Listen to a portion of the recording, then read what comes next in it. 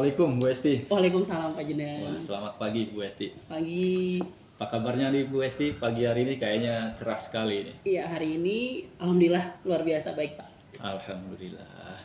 Jadi begini Bu Esti, saya mengganggu sebentar Bu Esti Iya. ya. Ini jika berkenan, ini Bu Esti hari ini ngajar sejarah jam ke berapa Bu Esti? Saya ada jam ngajar jam pertama, kedua, lalu ada jam keempat dan kelima. Oh, kalau begitu boleh nggak Bu Esti? Saya eh, ingin bergabung dengan kelas Bu Esti di jam pertama kedua Bu Esti. Oh iya boleh Pak. Kebetulan jam pertama, kedua itu saya ada mengajar materi terakhir. Kalau jam keempat, lima ulangan hari ini. Wah iya berarti Berarti pas ya, boleh iya, ya boleh. jam 1-2 ya Bu Esti ya.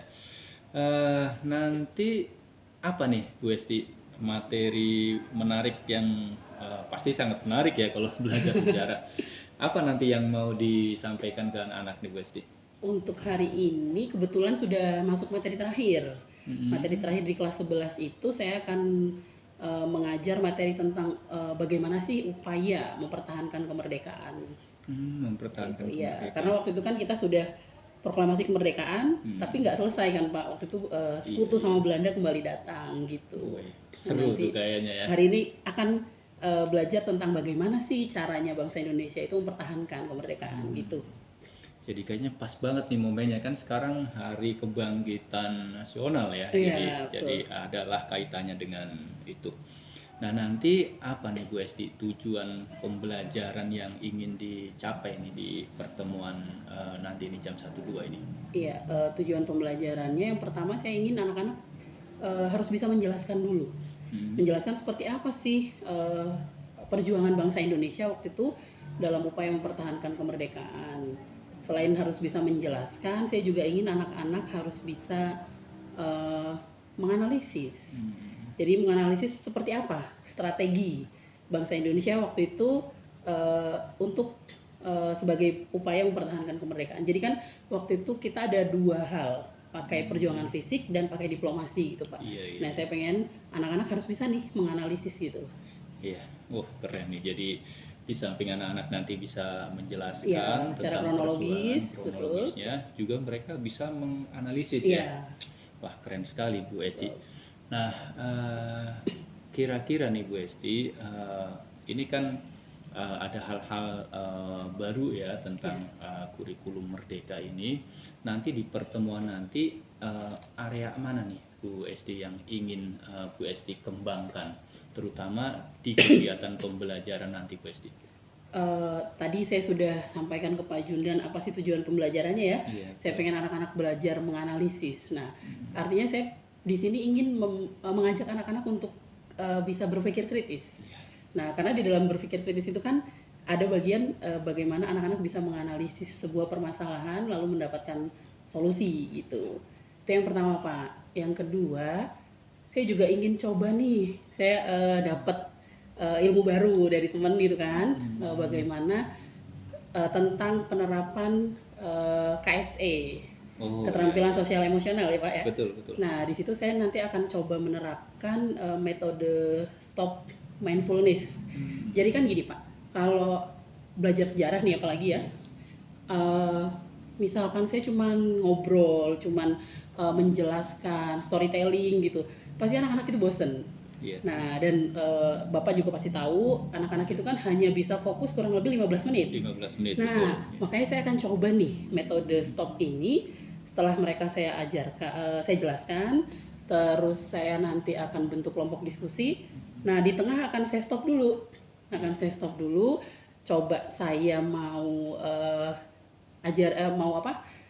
masukkan nih metode KSE ini yang berbasis kepada emosi dan fokus gitu. Nah supaya apa? Supaya nanti anak-anak setelah saya kasih metode stop ini mereka bisa kembali fokus. Iya. Nah, Jadi seperti itu. seger lagi, refresh ya. Iya, refresh lagi. Keren, Nah, keren. selain itu, saya juga mau coba nanti di akhir pembelajaran saya ingin melaksanakan kegiatan refleksi. Refleksi. Ya, nah refleksi ini saya pengen pakai roda emosi Plutchik. Plutchik. Ya, nah di situ kan nanti ada ya Pak ya, gambarnya tuh nanti banyak kan. Iya, iya. Seperti apa sih anak-anak itu nanti perasaannya. ketika setelah belajar seperti apa. Nah, saya ingin tahu secara jujur, anak-anak itu kalau belajar sama saya tuh setelahnya tuh apa sih yang dirasakan gitu. Iya. Mungkin ada yang sedih gitu kan, ada yang bingung atau ada yang seneng gitu. Nah, saya ingin tahu dari situ, gitu sih Pak. Iya. Saya akan coba menerapkan 3 hal itu. Wah, luar biasa Bu Esti. Ada 3 ya yang mau Ya. dikembangkan, bagaimana mereka anak-anak ini bersikap kritis, Ya. kemudian nanti ada metode stop dan juga ada refleksi dengan roda emosi Blue Chick. Iya betul. Nah, ini kira-kira nih Bu Esti, strategi apa nih yang sudah Ibu siapkan untuk mempersiapkan ini nih supaya apa yang menjadi tujuan dan juga apa yang ingin dikembangkan oleh Bu Esti ini bisa tercapai? Iya, kalau untuk strategi sendiri seperti biasanya dalam pembelajaran, saya menyiapkan RPP.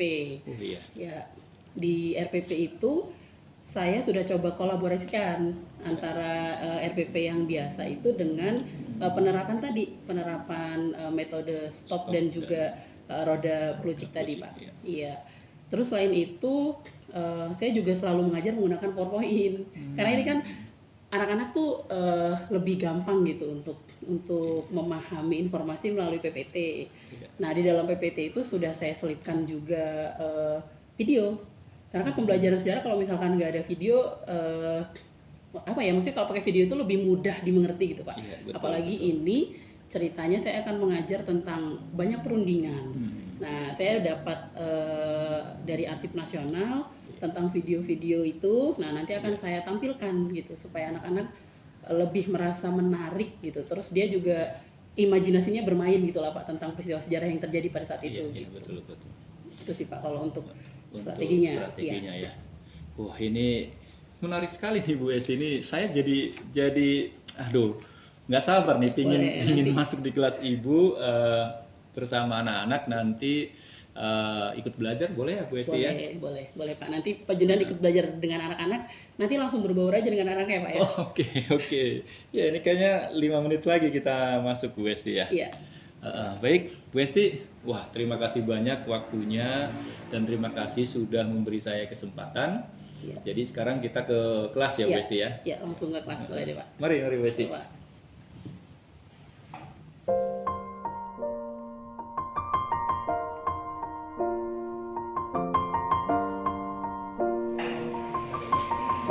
Yang dari luar, pembelajaran dari luar negeri. Yang dari luar apa saja? Lawanannya. Oke. Oh itu ya berarti ya kedatangan itu dong Ya, oke itu tadi kita review sebentar. Kita sudah bahas seperti apa kondisi ekonomi, kondisi politik Indonesia pada awal kemerdekaan. Nah, waktu itu ada beberapa perjuangan yang dilakukan oleh bangsa Indonesia dalam menegakkan kedaulatan. Ada secara fisik, ada juga secara diplomasi. Karena waktu itu secara keseluruhan berjuang menggunakan fisik kalah, maka kita beralih menggunakan perundingan. Nah, ini kemarin sudah sempat saya jelaskan sedikit. Hari ini kita akan bahas secara keseluruhan materinya. Perundingan, setidaknya kita ada 7 perundingan yang waktu itu dilakukan dalam upaya mendapatkan kedaulatan. Yuk, yang pertama kemarin sudah kita bahas adalah perundingan pendahuluan di Jakarta. Perundingan pendahuluan di Jakarta dilaksanakan di Gambir Selatan. Waktu itu dilakukan kapan? Oktober sampai Maret itu 23 Oktober 1945. Nah, sekarang saya tanya, Devaya tadi barusan dari itu, ingat nggak apa sih hasil dari perundingan pendahuluan?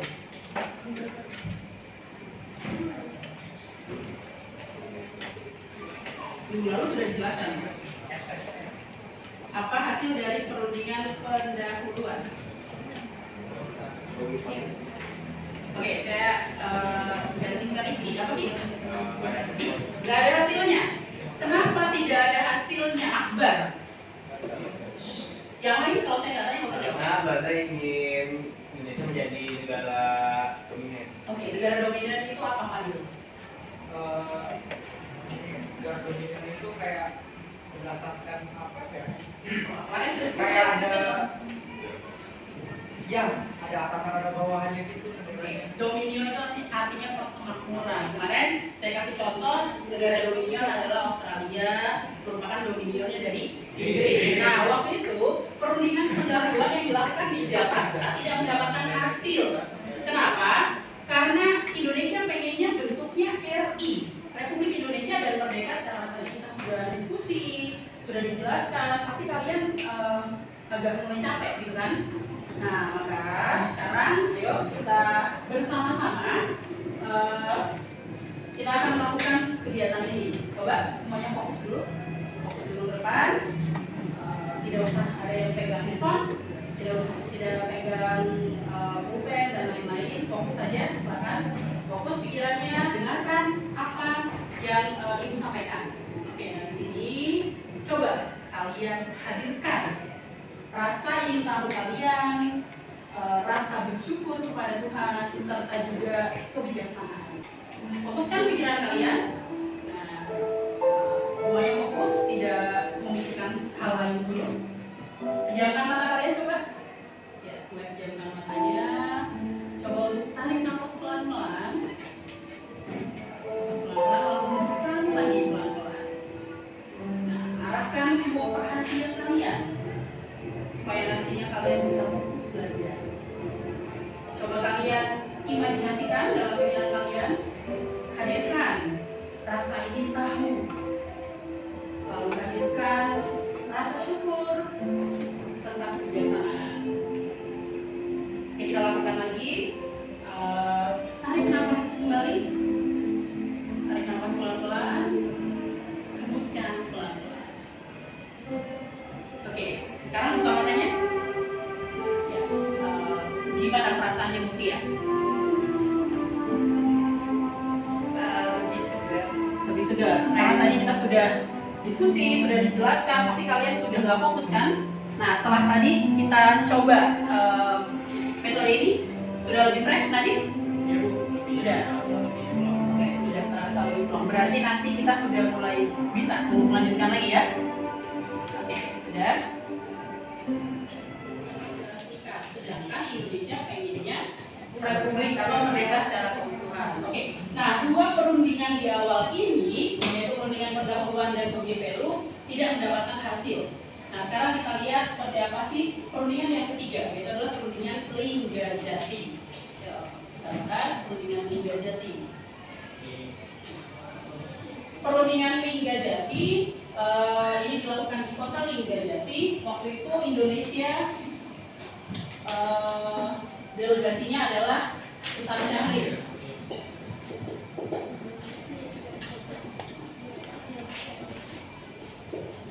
Lalu Belanda ada Van Mock.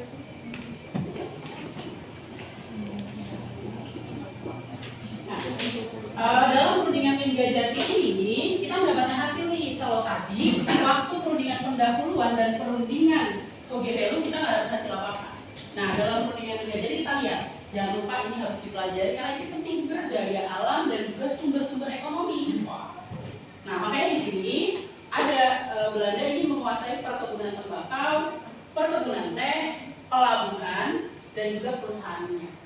Jadi tujuan utama dari agresi militer Belanda pertama adalah untuk menguasai sumber-sumber ekonomi, ya. Oke, ini adalah agresi militer Belanda pertama. Lalu seperti apa respon dari dunia internasional? Oke, respon dari dunia internasional akan mengecam di mana Indonesia melaporkan Belanda ke PBB. Nah, di sini PBB nanti atas permintaan dari India dan Australia, karena India dan Australia ini adalah beberapa negara yang mengakui kemerdekaan Indonesia, nantinya mereka akan melaporkan ke PBB, lalu PBB mengeluarkan resolusi khusus penanganan konflik antara Indonesia dengan Belanda yang nantinya akan dibentuk satu komisi khusus yang kita kenal dengan nama komisi, baca nggak bedanya, komisi apa? Komisi 3 negara. Komisi 3 negara. Nah, ini tadi Pak Cil, jadi kan tadi karena konflik antara Indonesia dengan Belanda tidak terselesaikan, maka melibatkan PBB sebagai pihak eksternal. Nah, PBB sendiri nanti akan membentuk badan khusus. Ya, badan khusus yang ditunjuk untuk membantu menengahi konflik antara bangsa Indonesia dengan Belanda. Nah, kalian kan lihat Komisi Tiga Negara atau dalam bahasa Inggris biasa disebut dengan Brigade Office Committee. Kalau misalkan nanti saya keluarkan dalam soal Office Committee, ya jangan bingung. Itu artinya Komisi Tiga Negara. Nah, Komisi Tiga Negara ini juga harus masih ada waktu nih. Masih ada waktu 7 menit. Nah, di sini Ibu ingin mengetahui seperti apa sih perasaan kalian setelah belajar ini. Nah, kita akan melakukan kegiatan refleksi. Silakan, ayo perhatikan semua di depan. Kegiatan ini dikenal dengan roda emosi kucing. Nah, di sini di yang bagian warna ini ya, ada banyak sekali perasaan-perasaan. Mungkin ada perasaan terkejut, ada perasaan menerima, tunduk dan lain-lain. Nah, ini adalah perasaan-perasaan yang kalian rasakan setelah belajar ilmu. Nah, dalam kegiatan ini maka sekarang siapkan pulpen dan buku kalian. Sudah pegang pulpen dan buku masing-masing? Nah, sekarang kita lihat. Ada dua hal yang harus kalian tulis di sini. Yang pertama, silakan kalian menuliskan perasaan yang kalian rasakan serta tuliskan isi pikiran setelah belajar dengan ibu hari ini. Seperti apa sih? Mungkin PK habis belajar sama ibu sedih gitu kan, karena tadi ibu tanya nggak bisa jawab, iya gitu kan. Nah, nanti tulis ya PK ya. Lalu yang kedua, kalian menemukan hal baru nggak sih dari materi yang sudah dijelaskan hari ini? Tadi kan contohnya nih, ibu tadi jelaskan bahwa ternyata Presiden Republik Indonesia itu nggak cuma 7 gitu ya. Nah, ternyata kalau dalam sejarah ada 9, ada Syafruddin Prawiranga dan Mr. Asad. Silakan kalian coba tuliskan kembali apa-apa hal baru yang kalian dapatkan dari pembelajaran hari ini. Nah, sekarang silakan kalian tuliskan dua hal yang ada di depan. Silakan tuliskan perasaan dan hal baru yang kalian dapatkan dari belajar sejarah. Oke.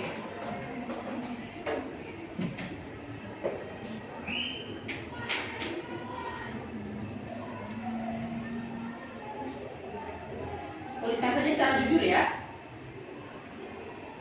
Apa sih yang kalian rasakan setelah belajar dengan ibu?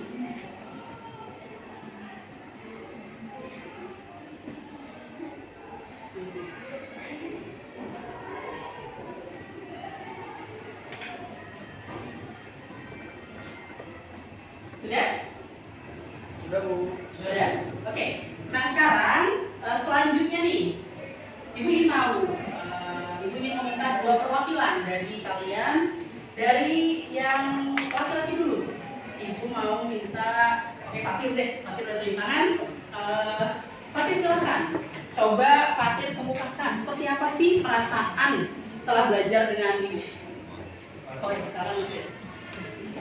Baiklah, teman-teman sekalian, perasaan yang saya rasakan ketika setelah belajar sejarah dan linguistik, yang pertama, secara fisik saya merasa optimis karena kita kemarin sudah sayangnya ketinggalan beberapa materi, namun dengan pengajaran atau metode UST yang menarik ini, saya menjadi lebih optimis bahwa saya lebih siap lagi menghadapi ujian yang akan datang.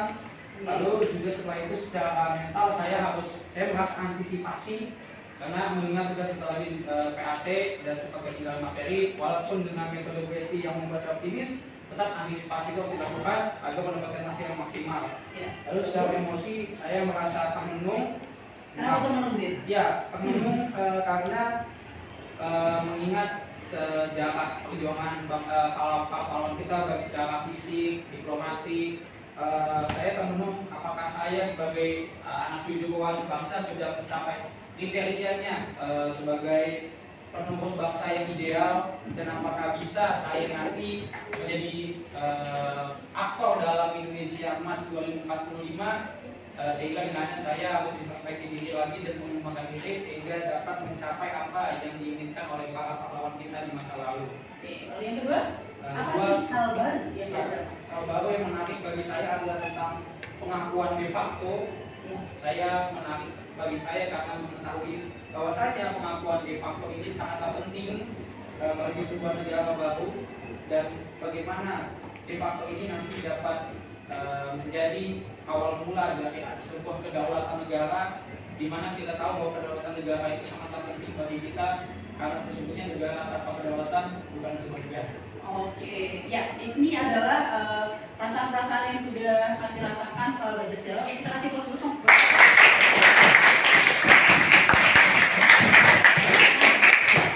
Untuk perwakilan yang perempuan, Ibu minta ke Kim. Ya, Kim boleh, silakan bacakan.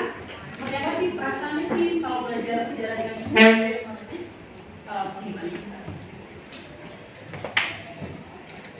Jadi perasaan saya setelah saya dapat pelajaran sejarah dari USP pada tahun ini, saya melihat secara fisik saya juga merasa optimis, karena setelah belajar ini saya bisa tahu banyak hal tentang sejarah Indonesia, dan dalam materi ini yaitu tentang materi perundingan. Ya, kita belajar tentang perundingan perundingan. diplomatis yang terdapat di Linggarjati. Oke. Apa itu namanya, Indonesia dulu tuh baru, padahal baru dapat de facto dong, tapi Sultan Syarif udah kayak juga optimis gitu kalau yang penting de facto dulu deh. Iya, nanti akan dapat pengakuan dari negara lain gitu ya. Oke. Lalu cara mental seperti apa Ki? Rasanya setelah belajar dengan Ibu? Saya kalau secara mental saya merasa kagum. Kagum kenapa kagum? Kagum sama pelajaran soalnya kayak dia kan kayak pengalaman itu kayak dari yang saya dapat kan tadi Sultan Syarif udah kayak walaupun banyak yang nggak setuju, Ada mesti tidak percaya. juga keraguan dari parlemen, dia tetap kayak ini yang terbaik dulu Ya, ya. ini yang terbaik buat bangsa Indonesia di masa itu gitu ya. Oke, lalu secara emosi Ki merasakan seperti apa setelah belajar sejarah? Secara emosi saya merasa kayak termenung sebenarnya kayak menemukan. Kenapa kayak menemukan banyak hal-hal baru tentang sejarah kita gitu atau gimana? Iya, temen karena saya kayak ngerasa aja kayak saya juga sebagai generasi penerus ya, apakah saya sudah cocok untuk menjadi penerus bangsa, apakah kriteria saya, karakter saya sudah memenuhi apa yang para pahlawan itu Perjuangkan gitu ya. ya. Oke. Nah ini yang terakhir, Kim menemukan hal baru nggak sih, fakta-fakta baru, informasi baru yang Ibu sampaikan pada pelajaran hari ini? Kalau kamu dapat satu hal yang menantang gitu? Yang saya menantang tuh untuk mempelajari ini sebetulnya beberapa minggu lalu saya juga kayak belum dapat banget sama ini, tapi hari ini setelah saya fokus dan saya duduk di depan untuk lebih menggali tentang materi ini, saya lebih dapat banyak banget pelajaran baru. Ya, oke. Ini yang sudah disampaikan oleh Kim, dan terima kasih Kim sudah berani menyampaikan apa sih yang dia rasakan setelah belajar sejarah. Oke, kita kasih applause buat Kim.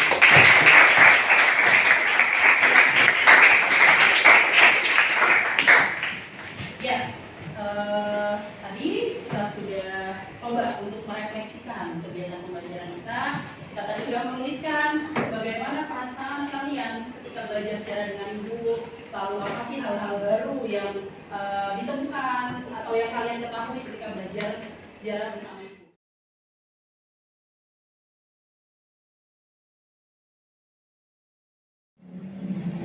Assalamualaikum Bu Esti. Waalaikumsalam Pak Jidan. Alhamdulillah nih Bu Esti, kita ketemu lagi setelah Bu Esti saya temenin ya, kemarin saya mengajar ikut masuk di tempat Bu Esti ngajar. Bu Esti, perkenalkan ini PP saya, Bu Esti.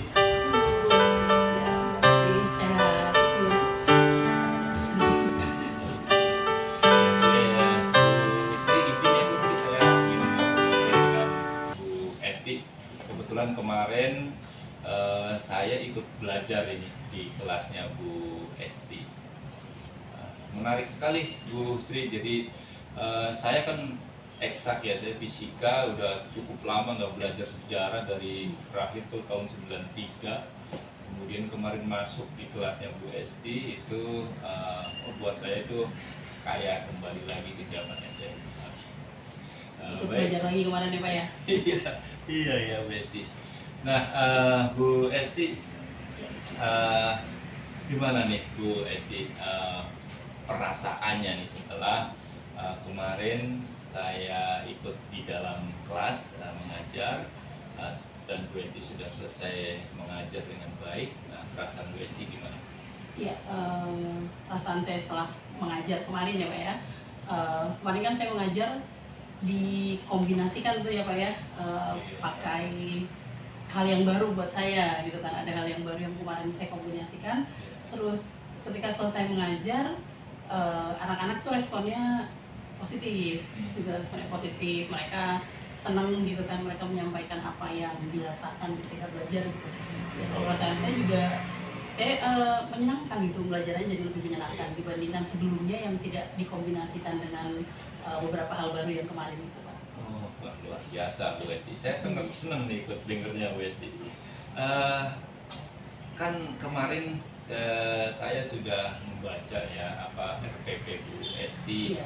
Kemudian Bu Esti masuk kelas. Menurut Bu Esti, apakah yang Bu Esti sampaikan di kelas dan hasilnya yang ada di kelas itu sudah sesuai dengan rencana Bu Esti? Iya, kalau dari rencana pembelajaran saya sendiri kan kemarin saya RPP-nya saya kombinasi. RPP yang lama terus saya tambahkan dengan metode yang stop itu, stop meaningful Pak. Terus setelah itu untuk kegiatan di akhirnya kan ada refleksi. Kadang saya kadang saya mengajar biasa saja gitu, lupa, nggak ada refleksi gitu. Untuk kemarin kan sudah saya kombinasikan, terus dilakukan langsung. Bapak juga kemarin lihat ya. Kemarin itu ya secara garis besar itu kalau menurut saya ya bisa dikatakan sukses itulah. Maksudnya dari respon anak-anak ketika selesai pembelajaran kan saya minta maju ke depan untuk membacakan, untuk berani berbicara gitu. Nah mereka kan menjelaskan juga perasaannya seperti apa gitu. Nah mereka, beberapa anak yang saya minta untuk maju, mereka apa ya, memberikan testimoninya ya, atau mereka bilang ya mereka lebih senang gitu dengan pembelajaran yang kemarin gitu. Jadi sesuai dengan yang Ibu rencanakan lah ya intinya ya. Nah Bu Esti, saya senang nih mendengarnya. Nah kalau boleh dirinci nih Bu Esti, kira-kira hal apa saja nih Bu Esti yang menurut Bu Esti ini sudah berhasil? Wah kayaknya udah oke banget nih. Iya, kalau kemarin kan sesuai sama tujuan pembelajaran saya itu ada dua. Yang pertama saya pengen anak-anak bisa menjelaskan. Kemarin kan materinya kebetulan upaya mempertahankan proklamasi. Saya pengen anak-anak bisa menjelaskan secara kronologis waktu itu kan, seperti apa sih. Terus yang kedua tuh anak-anak bisa menganalisis gitu. Nah kemarin Bapak ikut belajar juga, saya waktu anak-anak diskusi saya kasih kayak kasus gitu kan, studi kasus. Kenapa sih bangsa Indonesia waktu itu sudah jelas-jelas kita ketika perundingan diplomasi itu kita banyak dirugikan, tapi kenapa masih mau menandatangani gitu. Nah anak-anak kan kemarin ini ya rame terus mereka berbagai macam jawabannya gitu ya, mereka menganalisis gitu kenapa nih gitu kan. Nah itu kalau menurut saya sih itu kemarin sudah lumayan, anak-anak bisa secara keseluruhan kelas ya Pak. Tapi ya memang ada beberapa anak-anak yang kurang aktif ya, mereka mungkin masih ketika ditanya tuh masih bingung gitu loh Pak. Tapi hampir secara keseluruhan Bapak kemarin juga ikut masuk di dalam kan, mereka antusias gitu. Jadi sudah untuk menjelaskan, menganalisis anak-anak sudah dapat ya sesuai dengan tujuannya. Iya. Kalau yang menjelaskan ketika saya tanya jawab mereka bisa gitu kan. Kalau yang menganalisis mereka juga waktu diskusi mereka bisa memahami kenapa sih tadi kasus yang kemarin saya kasih itu mereka bisa menjawab. Terus saya lihat kemarin kan pakai ada metode baru ya yang kemarin hasil dari apa namanya kita dari CGP apa namanya mengimbas. Lalu Ibu menerapkan ada mindfulness, ada kegiatan stop, ada kegiatan refleksi menggunakan roda emosi. Itu menurut Ibu udah berhasil belum yang itu? Ya kemarin itu anak-anak apalagi yang refleksi. Kalau yang refleksi itu mereka excited gitu ya Pak. Saya juga senang kalau yang metode stop itu juga buat saya sangat membantu. Jadi kan biasanya saya kalau ngajar sejarah itu eh, ngomong terus gitu ya Pak, menjelaskan gitu, terus anak-anak kadang diskusi gitu tuh. Nah, kita sering banget kan dengar kalau ya anak itu paling fokus 15 menit gitu kan. Bener, saya sering kalau belajar sudah lebih dari 15 menit itu anak-anak udah ada yang towel-towel temennya gitu kan, udah ada yang gusar gitu, udah kelihatan dari mukanya. Nah, makanya kemarin ada metode baru itu di tengah pembelajaran kita kasih tuh yang metode stop itu, mereka lebih fresh lagi gitu, mereka fresh lagi. Terus untuk yang kedua yang roda emosi politik ya Pak ya, ya itu juga kalau saya kan biasanya minta feedback anak-anak itu di akhir semester tuh. Di akhir semester saya suka minta anak-anak buat menuliskan seperti apa sih pengalaman belajar dengan saya gitu. Nah ternyata dengan metode Prucik itu saya sekarang nggak harus di akhir semester. Iya, di akhir pembelajaran ternyata bisa gitu kan. Setiap akhir pembelajaran saya bisa menerapkan itu gitu. Mungkin kalau anaknya mau jujur ya nggak usah dituliskan namanya, nggak apa-apa gitu. Tapi kalau kemarin kan saya minta beberapa anak untuk coba maju, mereka mau gitu. Nah, mereka menjelaskan tuh seperti apa sih kesannya belajar, apa yang hal baru yang ditemukan gitu. Luar biasa Bu Esti, ini saya senang ya, setidaknya saya mencatat 4 keberhasilan ya. Jadi anak-anak sudah mampu menganalisis, menjelaskan, kemudian metode baru yang Bu Esti baru dapatkan juga berhasil diterapkan dengan baik. Nah, kalau menurut Ibu, dari seluruh rangkaian yang kemarin Ibu ajarkan, itu tujuan pembelajaran itu sudah kenapa sudah tercapai gitu? Kalau saya kan ini Pak lihatnya, anak-anak kan kita sekarang ini ya bervariasi gitu ya Pak untuk anak-anaknya ya. Ada yang memang lambat sekali, ada yang ya penangkapannya cepat gitu ya. Hampir keseluruhan kelas itu sudah bisa, tapi ada beberapa yang agak lambat ini yang masih kurang gitu, apalagi dalam hal menganalisis gitu. Jadi mereka baru bisa sebatas menjelaskan saja. Jadi diterapkan yang terdiferensiasi berarti ya. Ada yang menjelaskannya mungkin kemarin tuh ada yang lisan, ada yang tertulis gitu ya. Kalau untuk yang menganalisisnya, kalau yang agak sedikit lambat menangkapnya ya mereka susah gitu untuk ininya. Iya Bu Esti, saya ikut senang ini, banyak hal yang sudah dicapai di pertemuan kemarin. Nah, kira-kira nih Bu, ada kan tadi yang sudah tercapai, kemudian yang belum ya karena memang ada perbedaan anak-anak ini diferensiasi lah, ada yang cepat, ada yang enggak. Nah, parameternya itu tolak ukur Ibu untuk menganggap anak ini udah berhasil nih, anak ini kayaknya butuh penanganan lebih. Nah, itu parameternya Ibu gunakan apa? Biasanya menggunakan soal gitu. Oh, dari evaluasi ya, dari evaluasi diberikan ya. Iya. Ada nggak nih Bu Esti kesulitan yang Ibu rasakan selama pembelajaran kemarin? Kalau untuk selama pembelajaran kemarin sih secara garis besar nggak ada sih Pak, lancar. Lancar, kelasnya fokus, anak-anaknya juga senang mengikutinya gitu. Kalau untuk sehari-hari ya ada beberapa kesulitan gitu. Tapi kalau untuk yang kemarin secara garis besar aman. Alhamdulillah ya, mudah-mudahan seterusnya gitu ya Bu Esti ya. Ini pertanyaan terakhir nih Bu Esti, untuk langkah-langkah kedepannya nih Bu Esti, kira-kira ada rencana apa nih yang akan Ibu lakukan ya sebagai ya rencana perubahan lah untuk ke depan agar yang sudah baik ini bisa dipertahankan bahkan ditingkatkan lebih baik. Kira-kira langkah-langkah apa yang akan Ibu lakukan? Kalau saya lebih ke itu tadi Pak, lebih banyak melakukan inovasi terus sama kombinasi pembelajaran sih Pak. Kalau biasanya kan saya sejarah ya menjelaskan pakai video, terus biasanya saya juga pakai kuisis, word wall gitu kan.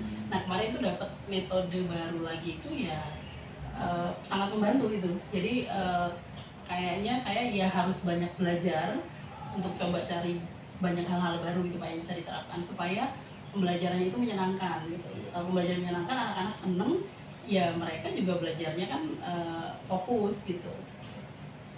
Ya, jadi ya artinya rencana tindak lanjutnya atau RTL ya lebih Iya. kenal Ibu coba untuk tetap berinovasi, Iya. kemudian Ibu tetap banyak belajar ya, apa long life education lah kita bilang Iya. itu ya. Nah kira-kira Ibu rencana-rencana Ibu yang kita obrolkan ini nanti akan Ibu tuangkan nggak ini dalam satu dokumen, misalnya tertulis dokumen rencana tindak lanjut? Oh, di dalam sebuah dokumen gitu ya Pak ya? Baru kepikiran sih Pak. Iya, baru kepikiran. Oke, berarti kayaknya sih mungkin sebaiknya begitu ya, Iya. dicantumkan, karena kan kadang kita suka lupa nih kalau ada, kita sudah bercita-cita Oh ini iya, ketika nggak ditulis. Jadi kalau kita ingat ISO itu kan kita menulis apa yang kita kerjakan, iya. kita mengerjakan apa yang kita Oh, berarti tulis. itu kayak sebuah target gitu ya Pak ya? Iya. Dalam dokumen itu. Oh iya. Target, rencana tindak lanjut. Nanti kalau berkenan saya minta nanti dari Bu Esti ya. Oh iya, boleh Pak. Nanti coba saya akan tuangkan dalam dokumennya gitu deh. Baik. Ya, Bu Esti, senang sekali jadi saya berbincang dengan Ibu sepanjang dari mulai kemudian pada saat observasi saya diizinkan berada di dalam kelas, dan sekarang setelah selesai Ibu masih memberikan kesempatan saya untuk ngobrol, senang sekali rasanya. Mudah-mudahan pendidikan di SMA kita ini khususnya tetap semakin maju dan terus muncul ya inovator-inovator Iya, baru inovasi seperti baru. yang Bu Esti lakukan. Makasih Sama-sama, Bu Pak. Esti. Iya. Bu Sri, barangkali ada yang mau disampaikan. Gimana tadi perasaannya? Iya, sama sih Bu. Kemarin kan saya kayak dapet ilmu baru nih dari Pak Judan gitu ya. Coba nanti kalau masuk pakai metode ini gitu, kita coba gitu ya. Nah itu benar-benar baru buat saya. Kemarin saya coba terapkan, itu sangat membantu sih Bu. Apalagi buat tadi saya bilang buat belajar sejarah itu membantu sekali gitu. Apalagi untuk yang metode stop di tengah itu kan anak-anak suka udah nggak fokus gitu. Jadi ketika kemarin saya coba pakai metode itu, ya anak-anak senang ya Pak ya. Senang gitu, terus pasti tanya gimana perasaannya. Segar. Iya segar, refresh gitu. Soalnya kan biasanya saya ya menjelaskan gitu, iya jenuh gitu. Jadi ketika saya tadi stop dulu gitu, 5 menit 10 menit kita kasih metode itu, mereka kemarin senang. Terus untuk refleksinya juga, jadi mereka berani mengungkapkan seperti apa sih perasaannya ketika setelah belajar dengan saya itu seperti apa gitu. Soalnya memang kita itu intinya itu menggerakkan anak dari hati nuraninya dan dia bisa berkembang untuk ke depan. Kalau menurut Pak itu tadi jadi coach gimana rasanya? Aduh, itulah Bu. Jadi sebetulnya jadi rasanya kok ini ya lebih plong gitu kan. Selama ini kalau namanya orang melakukan supervisi itu udah kayak yang yang disupervisi, waduh, gue mau dinilai, saya mau dinilai nih. Kalau ini enggak Bu, jadi ini lebih belajar bersama, maju bersama, hebat semua lah. Gitu. Hebat semua. Iya, Iya. saya dapat ilmu yang banyak juga dari Bu Esti, dan ternyata Saling lah kan. Iya, saling saling mengisi. mengisi. Ya, betul. Terima kasih Pak Judan, terima kasih Bu Esti. Amin, amin. Ya,